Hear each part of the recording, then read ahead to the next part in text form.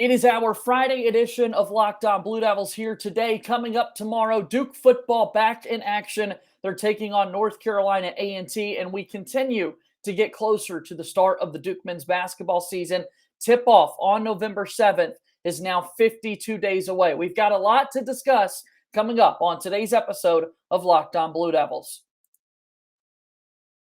Hey, make sure you listen, man, to Locked On Blue Devils with J.J. Jackson. He's awesome, baby. You are Locked On Blue Devils, your daily podcast on the Duke Blue Devils, part of the Locked On Podcast Network, your team every day.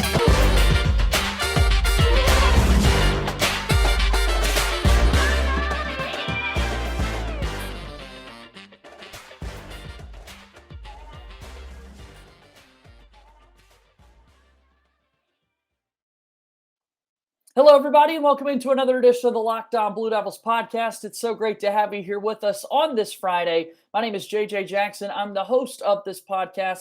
We are a live daily show each and every day that you can listen to for all the latest Duke Blue Devils athletics news. Today's show is brought to you in part by our friends over at BetOnline. BetOnline has you covered this season with more props, odds, and lines than ever before. BetOnline, where the game starts. It's a 5-star Friday. We've got 5-star shout outs to give for folks who have left reviews on the Apple Podcast platform. So grateful for that. Also, make sure you take an opportunity to subscribe and follow Locked On Blue Devils on YouTube so you can watch the show daily each and every day. On today's show, I'm so thrilled because my colleague Steve Wiseman, a good friend of mine from the Raleigh News Observer and Durham Herald Sun, is back here with us to talk a little Duke football. Steve, the time is always greatly appreciated. And as we've been discussing, we actually have results now to talk about in the athletics world as opposed to the summertime full of speculation and different topics.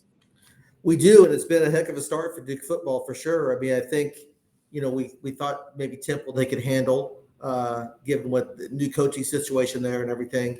Northwestern was kind of a surprise, to be honest with you, because they had gone over to Ireland and taken care of Nebraska, which – as it turned out, is a very good team. Scott Frost has paid the price for that, but still, it was a conference game. It wasn't a game against an FCS team or something, and they won that game. And so Duke going on the road and coming out with that victory, making plays late. The defense wasn't great, but they got the plays done when they needed to, and they're 2-0 going into the next game here with NC-A&T, which FCS team we just mentioned, right? So that's a game Duke should win. Have a chance to be 3-0 going in the next weekend at Kansas. So I think this is I'm sure this has exceeded everybody's expectations so far. Maybe even Mike Elko. I mean, you want for the best, but you have to know about reality too. And he's taken over a program that was pretty bad the last 2 years. Yeah, really fun to kind of think about what this team's been able to do already through 2 weeks. I mean, you can't get much better than the first game of the season when you shut out an opponent, right? You set the bar really high defensively when that takes place. And I want to get to the defense in just a little bit. But our biggest question going into the year when you're looking at on the field, what is this Duke team going to look like? It's quarterback, Steve. We talked about it here on this very show together. It's kind of been a rotating door over the last few seasons as to who's taking the snaps at QB for Duke. It's been Riley Leonard, and I've been unbelievably impressed with what we've seen so far. Yeah, I mean, he's the 5th starting quarterback in 5 years for Duke, so that's usually – that's not what you want. You want to have some continuity, but no, he looks pretty smooth back there. He's pulled down and run the ball, when he's had to. Number one, most important thing is he's protected the ball.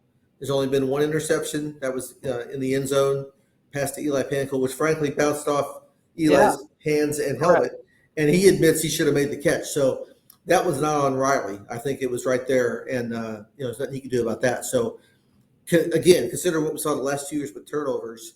This has been an impressive start for Riley. Both games he's come out and been hot from the very beginning. He completed his first 15 passes against Temple, which is one off of the school record for consecutive completed passes. And then against Northwestern, he came out and was really strong at the beginning again. Touchdowns on the first 3 drives. He's, again, we talked about exceeding expectations. I don't know what more you can expect from a guy who's only started one college game, and that was last year against Virginia Tech, when even he admitted now that he didn't have much of the playbook available to him at that point. It was very limited what he could do. And now he's got kind of the whole thing. It's a different playbook, new staff, but he's got all the tools available and he's taking advantage of them. We get all these spot starts in baseball from time to time, right? And it was like last year, that Virginia Tech game, that's a spot start for Riley Leonard. He wasn't expecting to be in that position. And so now we've gotten to see him have the full playbook available to him with the new staff, by the way, with Kevin Johns coming in at OC and, of course, the new head football coach in Mike Elko. This team does not have Mateo Durant to hand the ball off to this season, but they've had better play at the quarterback spot already through just 2 games. This past weekend, you mentioned all the rushing scores to open up the ball game. It's really been a tailback by committee approach from Duke. What have you thought of the ground game? Yeah, and Elko keeps saying that that's what it's going to be. They want to have a fresh body in there, which frankly is what Cutcliffe did a lot of his tenure. Was they didn't really have one back that got all the carries until last year with Mateo, because obviously he was so good, right? So you do with what you have. But Jordan Waters started last week and had a really strong game. The week before that, it was Jalen Coleman. And Elko's going to kind of alternate those guys throughout the year. I mean, if one guy really shows he's head and shoulders better than the next one, obviously you'll feed the ball to him. But I don't see that happening. I think they're both pretty good, and it's probably going to continue this way, barring injury or something like that. But I can't talk about the running game and then Riley Leonard's passing without talking about the offensive line. Sure. Which has really done a heck of a job. I mean, they really they have dominated both teams they've played. That was a concern going into the Northwestern game because they're a bigger, stronger team than Temple. Duke was bigger than they were. But, Duke more than held their own. They've kept Riley's, he's been clean. He hasn't been hit very much at all. And that's a huge part of things. And then last week, Jordan Waters had that 42-yard touchdown run where he said, I got the ball and I'm running toward the hole, and I see John Jalot come over and just flatten the guy. And so I cut back and there's a big hole, and boom, up the middle, he's gone for a touchdown. So that's on the offensive line, right? I mean, they've done a great job, and that's a unit that we thought had some experience coming back and should be good, but you never know, when they get in there, and they've been very good this year. A really good offensive line unit, as you're saying, and again, that's something that they don't get all the praise. It's so hard to kind of, if you don't really understand what you're looking for, sometimes it's hard to be able to, when things go bad, right? But when things are going great, you don't really want to point out what's taking place there on the offensive line. So it is a good thing that you brought them up there in that setting. Pass catching as well for Duke. Again, we've seen the transition from Jordan Moore from quarterback battle to, I'm just going to be one of the top receivers for this team. When does that ever happen in the sport?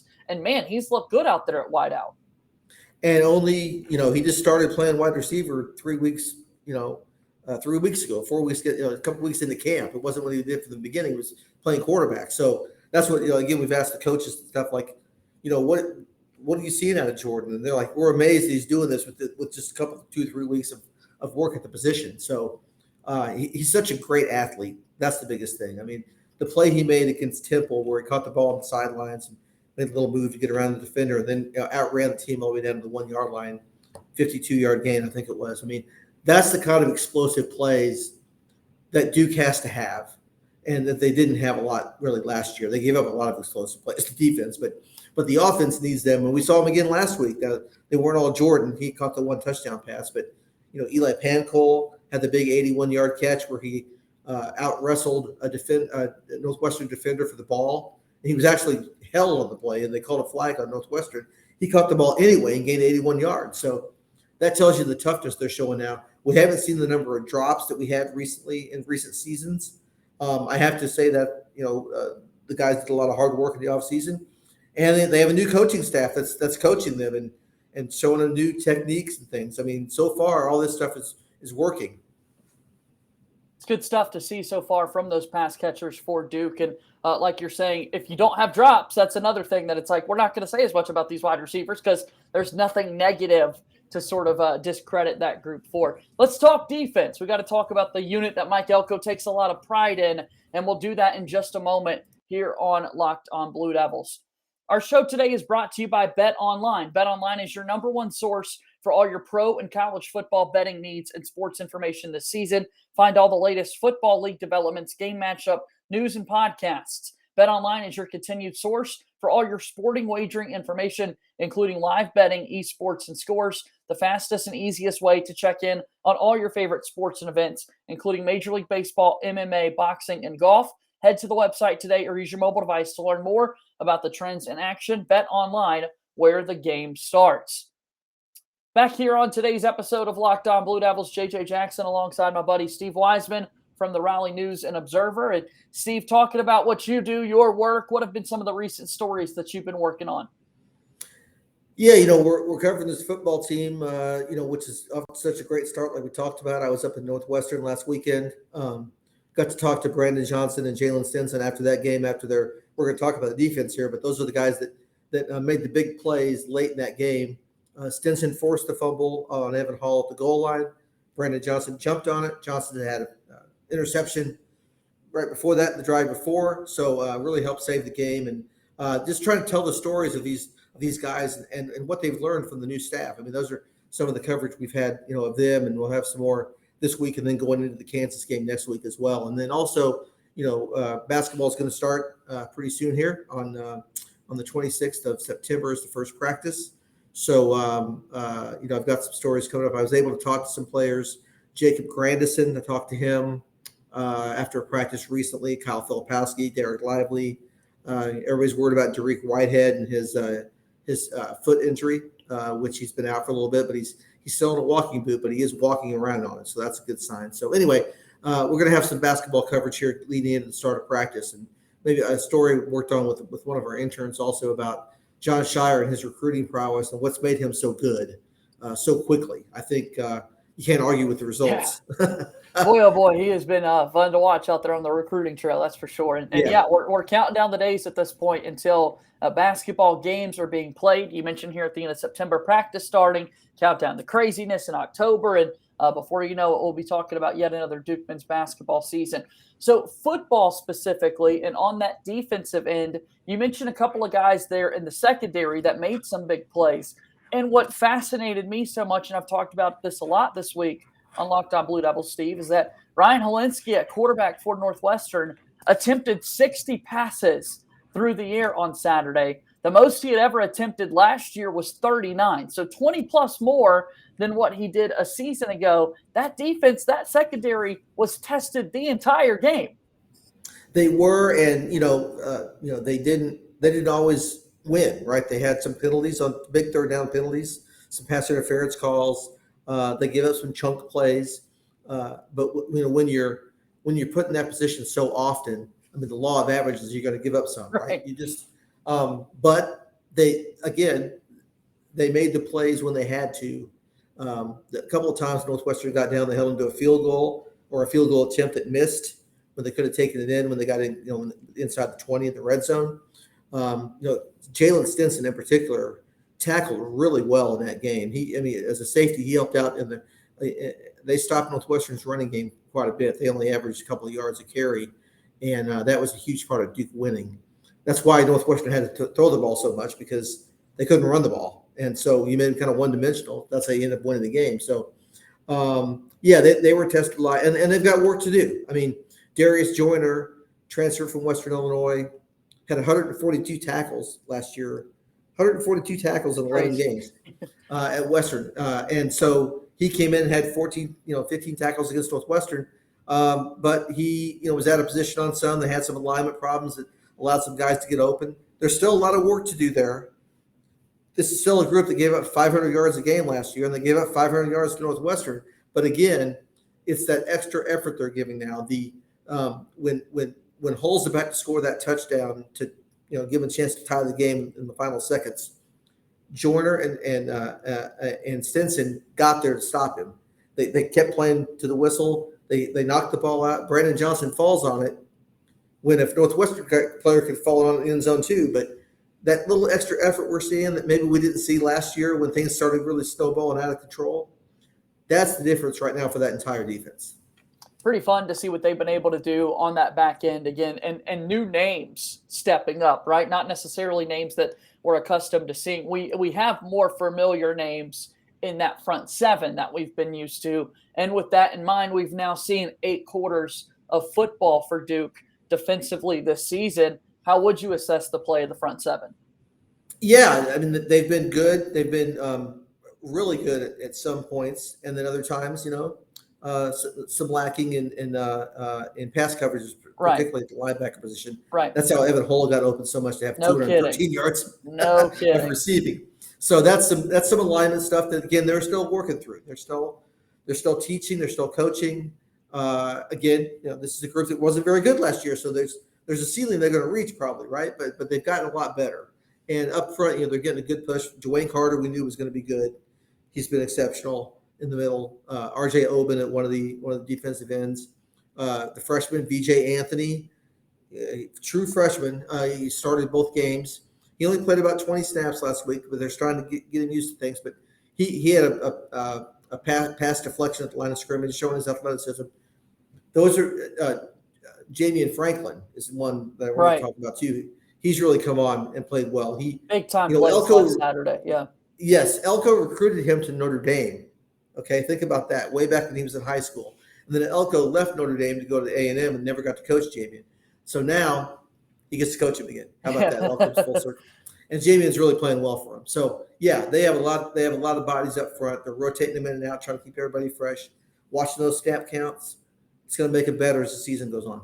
Yeah, and you're definitely going to be able to watch some snap counts on Saturday for the game against North Carolina A&T, given that it is an FCS opponent, a smaller school, a smaller opponent that Duke should win this football game. That's more opportunity for some of your younger guys to get to play. All right, we'll take one more timeout here on today's episode of Locked On Blue Devils and wrap up here in just a moment. Make sure that your second listen today is Locked On ACC. Go over and watch Locked On ACC as everyday host Candace Cooper and the local experts of Locked On, like myself, take you across the conference in 30 minutes. Big-time ACC games coming up this weekend, including Miami taking on Texas A&M. Can the Aggies respond from their loss last week to Appalachian State? All that and more on today's episode of Locked On ACC. Go make that your second listen of the day. Final few moments here on today's episode of Locked On Blue Devils. JJ Jackson alongside Steve Wiseman from the Raleigh News and Observer. Do you have any takeaways? Is there anything intriguing to you so far about the conference through the first 2 weeks of the season? We mentioned Miami's got a big test this weekend in the first year of Mario Cristobal. Like, what are some of those other thoughts that you've been having, Steve, so far early in the season? Right. We've already seen some better play in these interconference games, right? Right. I know Pitt lost to Tennessee, an overtime game. They were competitive, but Duke's claimed a couple of wins there. We're talking about that. Carolina won at Appalachian State, which is now a big win, right? So you can't discount that. They've gone on the road and won twice. I mean, no kidding. That's good. NC State's playing Texas Tech this weekend. That's going to be a big one for the conference. So far, I think that there was a lot of concern about the league after what happened last year in some non-conference games. They've acquitted themselves pretty well. A couple of stumbles, Virginia Tech and Old Dominion, that happens. But for the most part, this league is proven to be a pretty good league, and I think it's going to be better thought of nationally than it was last year. Talking about this league and now transitioning over to the basketball side of things, this week we've seen the conference schedules come out. Everything is now in place for year one of John Shire. You look at the conference schedule as a whole for these teams, and sometimes, Steve, it's just hard to find, okay, what's noteworthy about shocker, you're going to play people in your conference. And that North Carolina game for Duke is going to be the last game of the year before you go into the ACC tournament. A lot of the things you already know what to expect, but what did, if anything, jumped out to you about Duke's schedule? Well, now we know where the league games slot into the non-conference schedule and all that, which is important because that first weekend of December when, Thanksgiving, Duke goes to Portland to play the Legacy tournament. Tough trip, long trip home on that Sunday night of Thanksgiving weekend. Then they play Ohio State 3 days later at home in the Big Ten ACC. And now we know they have a conference game that weekend. Now it's against Boston College, which isn't going to be one of the better teams in the league, but it's a conference game. And then a few days later, they play Iowa. And so we thought there was going to be a conference game in there. We didn't know who it was going to be against. Right. It could have easily been Virginia or, Florida one State, of the better top teams in the conference. Yeah, Wake Forest even, right? But it was BC, which makes it a little easier. But so now you can kind of slot out and look. Okay, this is how they're going to be challenged here. 3 conference games in December before you turn the calendar to 2023, which is that's a lot of conference games early, isn't it? And one of them is against Florida State, which will be one of the top teams in the league.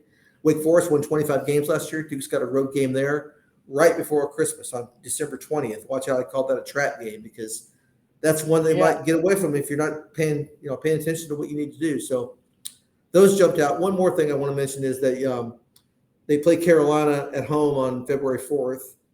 And they have a quick turnaround to play Big Monday at Miami on the 6th. Watch for that trip. That's going to test them, because it's always tough. Last year, Duke lost to Virginia at home on a Big Monday after beating Carolina on the road. And then now they have a road trip, to go down to Miami. It makes it even harder. So those are some things that jumped out to me. It's all about the TV product in a lot of these, right? And the quick turnarounds that you see in conferences. The ACC doesn't have an opening to play Thursday night conference games, so you don't see that Thursday to Saturday jump in particular. We always are so worrisome about what you're saying, the Big Monday slots. You play Saturday, and then what are you doing literally 2 days later on Monday? And so, playing at home against the Tar Heels, and then the next thing you know, you're down in Miami taking on Jim Larinaga and that Miami team, as they're going to have a lot of guys. They made a big run to the Sweet 16 this past season and on to That's it. They lost to Kansas in the regional final. You're right. Yeah. So I mean, that's these are two of the top teams. You're playing Carolina, which was in the Final Four with you, then you're playing Miami, which was in the Elite Eight with you, right? So and Duke's obviously a major draw for TV. They're on Big Monday 3 times, which is the maximum any team can be on. So of course they're going to be on there. So they have those challenges are just part of being a Duke basketball player, but yet they are challenges, and they're going to have to overcome them to have the kind of season they want. Dariq Whitehead's injury is obviously significant this time of year. And obviously, as we said, we're counting down the days, 10 or so away from the start of practice for the Duke men's basketball team. What else is significant about this time period for the squad as they get set for another season?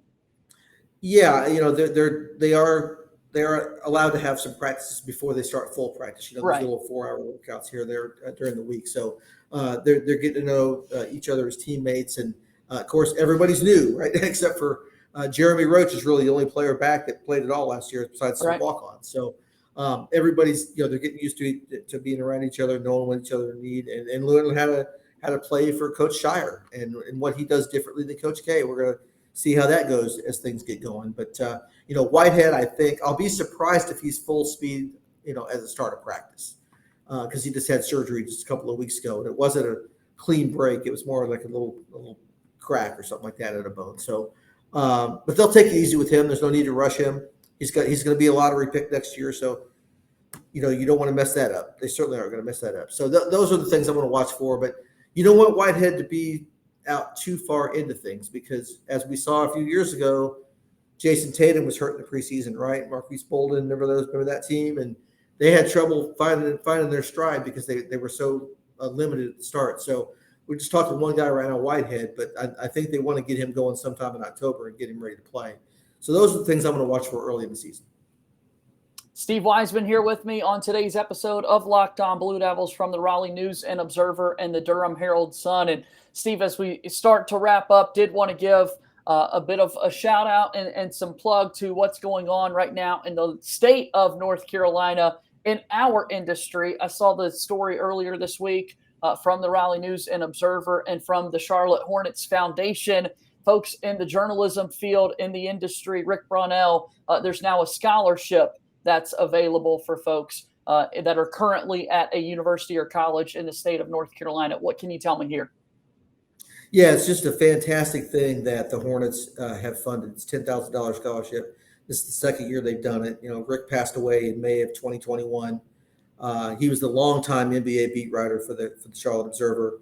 I was fortunate enough when I was a young writer to work at Charlotte and to get to know Rick, and he became a close friend over the years. He helped me out many times in my career, helping me get along to be able to have a job like this, frankly. And he's done that with many writers over his life, and he's sorely missed.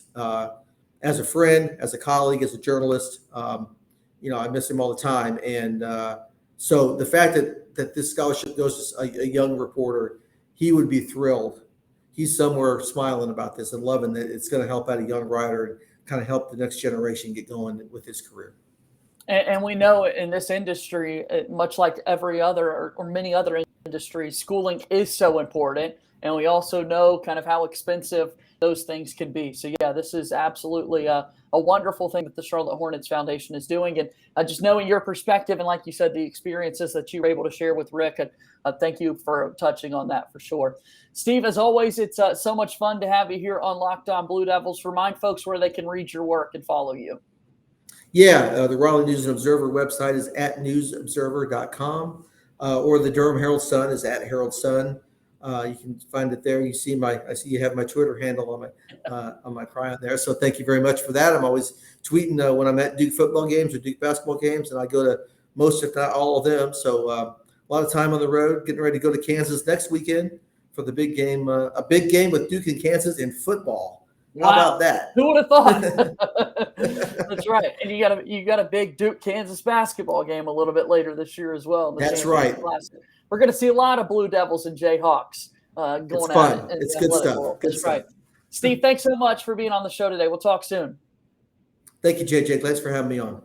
That is Steve Wiseman from the Raleigh News and Observer, and he's joining us here on today's episode of Locked On Blue Devils. Thanks again for your support. Please be sure to follow us on Twitter at @LO_Blue Devils. Like and subscribe for free wherever you get your podcasts. If you're on Apple, we would love for you to give us a 5-star rating and review.